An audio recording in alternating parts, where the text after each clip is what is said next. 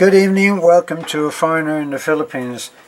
A very popular subject title is the one that we're looking at tonight, and what we're looking at is the Philippines the best place to retire? Well, it's really funny. These questions are almost unanswerable because it really does depend on so many things. And let's just take it from that you have retired here, that you've made up, you made the decision to come here, and you've successfully arrived with your Filipino wife. That usually is the most doable thing, is that you are married to a Filipino. I'm going to tell you why that's really advisable. It's because that's when you come here, unless you have already made an enormous effort and learned the language, which would be most unusual, you're going to have to navigate various systems which are not done on any sense of Western logic. It's very true to say that the Asian mind it's not wired the same as a Western mind. And it's not racist to say that. It is different. Westerners come over here and they think differently. I always remember at a training session that I did when I was in Australia, and they were talking about the Western versus the Eastern mind, the Asian mind. And they were talking about a company that had prepared a sales pitch for securing a very important contract, and they were going to Japan, excuse me.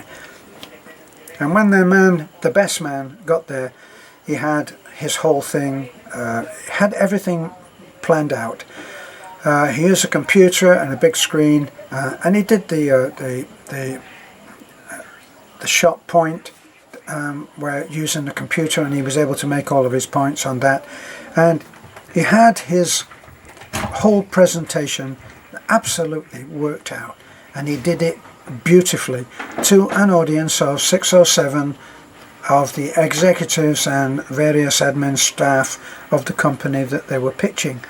And they all sat there extremely politely and they listened with full attention. And when it was all over and he had wound up his point and said, "So that's it, sirs, thank you for your attention," the guy in the middle stood up and said, "Sir, thank you for that, but we didn't understand. Can you do it again?" And the man was faced with that choice, a 2.5-hour presentation, which he was being asked to immediately do again. We're probably talking about how to do the one-upmanship, how to win points, how to get the better of what you may consider is an adversary. And so that probably is part of it. But that kind of approach would be very unlikely in a Western business setting. They wouldn't say, "We didn't understand." They would ply a million questions, but they wouldn't put the man through that whole thing again. Something really devastating would happen to whoever was making that presentation. Well, you will, as a Westerner coming out here and retiring here, you will come up against this reasoning, this way of thinking, time and time again, and you will have to deal with it. And this makes or breaks the idea of, or the question which has been begged here, is the Philippines the best place to retire to? Obviously, in many ways, unless you are just not in love with the Asian way of doing things, of the different culture, of the different sights and sounds, different level of beauty, a different level of ugliness in some cases, and the way of doing things, unless you really don't want to do that, you won't be here anyway. You probably might be here to test the water for being able to financially survive here, where you are perhaps having difficulties in whatever country you were in. There are many other reasons why people come here. One is that the regulation is not the same. It's not as regulated. For instance, when Beth and I bought a motorcycle, it took 1 year to get the registration. A whole year of going in, talking to the sales staff, and I spoke to the girl that had talked to us when we bought the bike, and in a gentle way I threatened her. I said, I'm going to give me your telephone number, and I'm going to text you every day until you make the effort and get the registration for us. And she said, oh please sir, don't do that. I said, well, why don't you call Tagbilaran, the head office, and speak to whoever is in charge of doing this, and tell him that you're having difficulty with a customer and you really need to have the registration for Terence. And she said, no, I can't do that. Why would you not be able to do that? Well, I don't have the authority to do that. In other words, she didn't have the authority. She didn't have enough responsibility to be able to call her superior and say, I need this, even though it was to do with the actual efficiency and serviceability of the branch that she was speaking from. In the West, what would have happened, you would have called, if you were the person in question and you needed to have an answer, you'd call that superior and you say, sir, sorry to bother you, but we've got one customer who's given us a difficult time here, and he keeps asking for the registration on sales number 7. And you would be allowed to do that, and unless you actually called up and said, what the hell are you doing up there? Why don't you give us what we need? You would be respectfully spoken to, and it would be appreciated. You would say, it would really help if you could get that to us. Thank you. So it's different. And it's different right down to the nuts and bolts of trying to do things within the family. Now, when you're a foreigner, and let's say that you have married someone and you enjoy the extended family, which is her family, and you may live in close proximity. At one time I would have said that that was something that I definitely would not want to do. But in actual fact, since I've been here, I enjoy my extended family. And I enjoy them very much. In fact, when Beth's mother, Nanai, when she was taken into hospital because of high blood pressure, I really missed her, you know, because she's the main power within the family. That's why everybody calls her Nanai, even me. And yes, you don't have to tell me that Nanai is actually younger than I am, so how could she possibly be my mother? It's a title, and it's a title that is earned and secured and deserved of our mother, Nanai. That's what the word means. Now, if I want anything done, very often it has to go through a certain hierarchy. I speak to Beth and I say, it would be nice if that fence was put up there, and we probably should get Rado to do it for us so he has some work. And Beth will say, okay, and then she goes and she talks to Nanai, and then Nanai goes to the edge of the hill and she calls Rado. Believe me, not on the telephone. She calls her. She raises the pitch of her voice maybe not an octave, but not far off it. And the sound carries so incredibly that over across on the other side of the rice fields, Rado will hear her and he will come. And then she will tell him what has to be done, and then she will tell Beth, and Beth will tell me, and I may even have something to do with how it's done. It's different. Now, when I went in, for instance, I went into the LTO, the transport office, and I needed my driver's license. I was still on a piece of paper. I say to the person there, I need my driver's license. Is the plastic in? Oh, I go into that room over there, and I go into the room, and I'm standing at the doorway, and a man gets up and says, "Yes, what can I do, sir?" And I tell him, has the plastic come in yet? Just got a piece of paper. And he touched on a box that was on the floor close to me, a sealed box, and he said, "It's probably in there." He touched it with his toe. He said, "It's probably in there. Let me give you a telephone number so that you don't have to come in again until you know that it's available."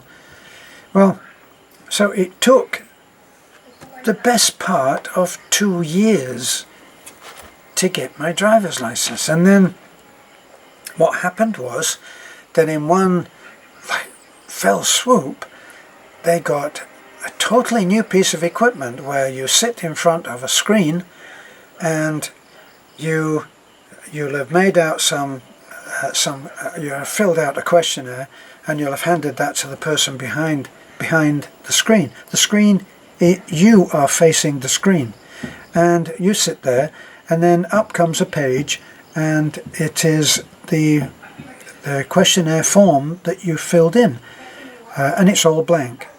And then on the other side there'll be a young woman, and she types in the answer that you've written.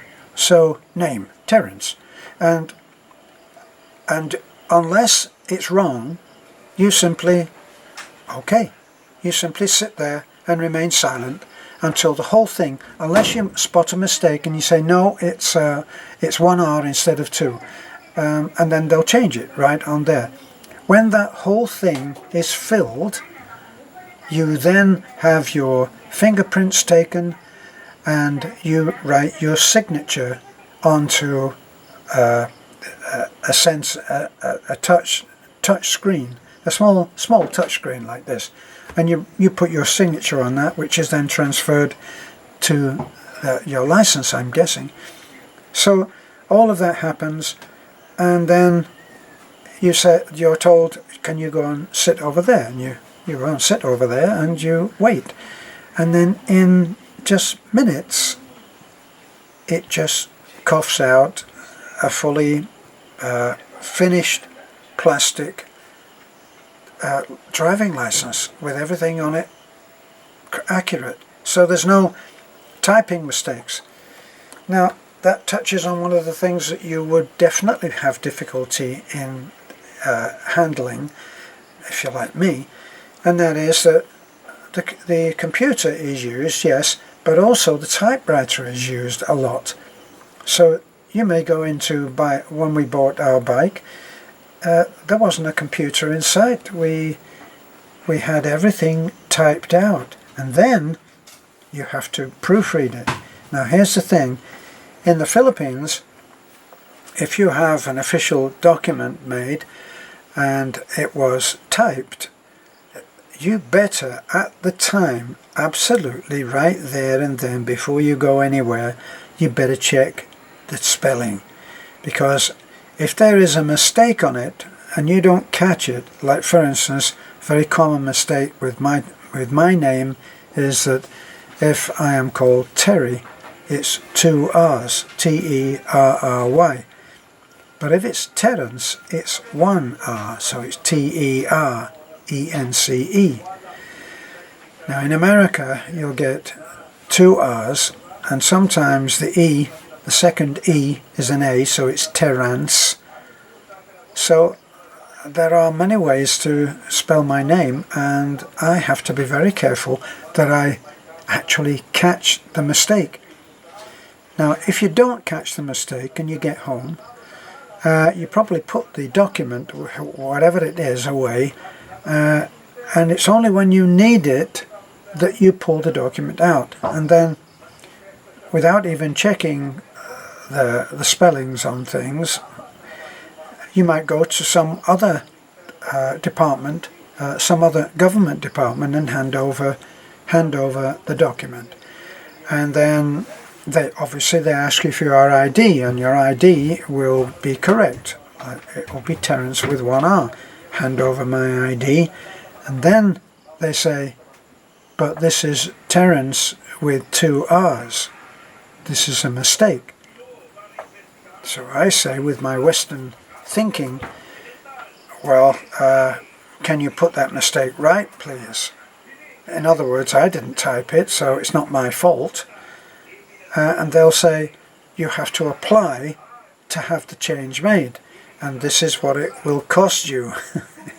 So in other words, I'm paying a penalty for the fact that I didn't check everything. And you are required to check everything.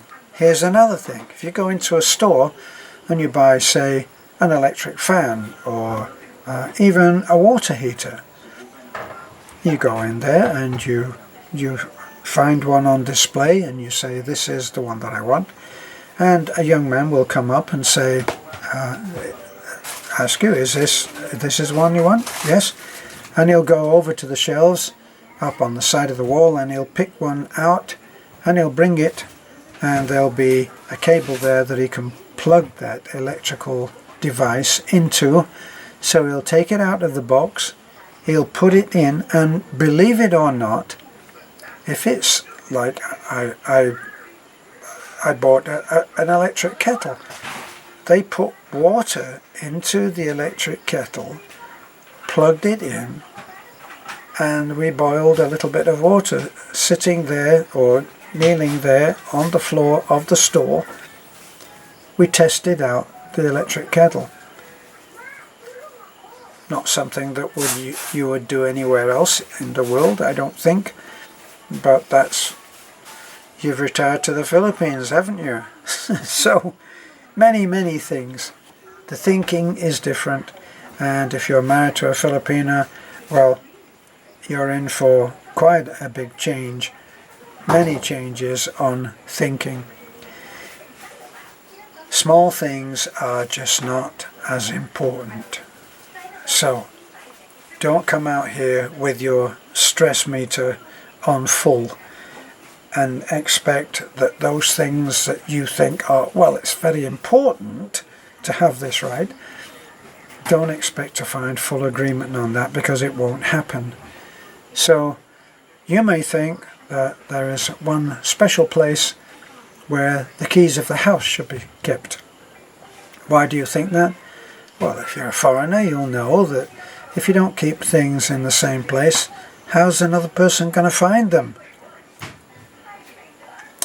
But you will find that the keys will be here, there, and everywhere, and no amount of pointing out why you think that they should be kept in one place will help you. You cannot let logic get in the way of a good story, is my favorite saying while I'm here.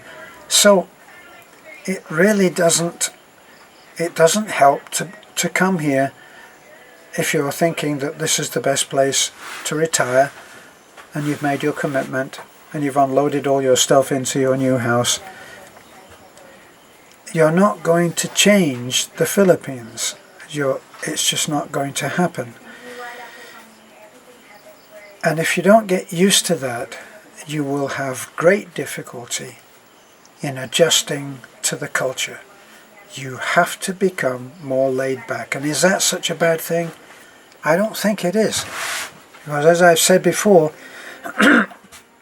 there have been occasions where something goes wrong and I'm in a crowd, I'm in the whole family, and I don't know, maybe someone is late and we're waiting to go, and why aren't they here? And I'll look around. It took me a while to learn this. I looked around once and I noticed that I was the only one that was stressed. Everybody else sat down again. They chatted, they smiled, they laughed, they went and did something else until the person who was late arrived. The person who was late didn't apologize. Nobody admonished her or him. They all just got on with it. Load into the truck and off we go. I was the only one who was stressed. Well, why isn't he or she here? I mean, he knew the time. Now we're going to be late, and it's totally meaningless. And what's more, everybody will smile while you're doing this. And behind that smile, they're thinking, what is it about a foreigner that he stresses about something as unimportant as this? That's my guess. So, is the Philippines the best place to retire in? Even in our difficult moment at the time, I say yes. But then, that's me. You may be different, and you may have an easier time than I. You may welcome all what we would call deregulation, the unimportance. The upside, to finish that little story about a driver's license. I didn't have my driver's license. Now, in California, if you drive around without your driver's license, this is trouble. Because if you get stopped by the police, and you probably will, Murphy's Law, and you haven't got your driver's license with you, at the discretion of the cop that stops you, you may or may not be in some difficulty. Here, nobody gives a damn. Nobody cares whether you've got your driver's license on you. If you got stopped and you said, you know, I've only got this bit of paper, and and they look at the paper and say, that's all right, sir, thank you. And that's if they even stop you. Whenever I see one of the checkpoints of the PNP police and they're stopping people, I slow down and then I just put my hand up like that and smile and say hi. Maybe it's because I'm a foreigner and I look like an old fart. Well, I am an old fart. They're not going to bother me. So, while the system seems lackadaisical, the enforcement penalty side of that is also lackadaisical. No one's going to care. This is a foreigner in the Philippines. Thanks for watching. This is a great place to be.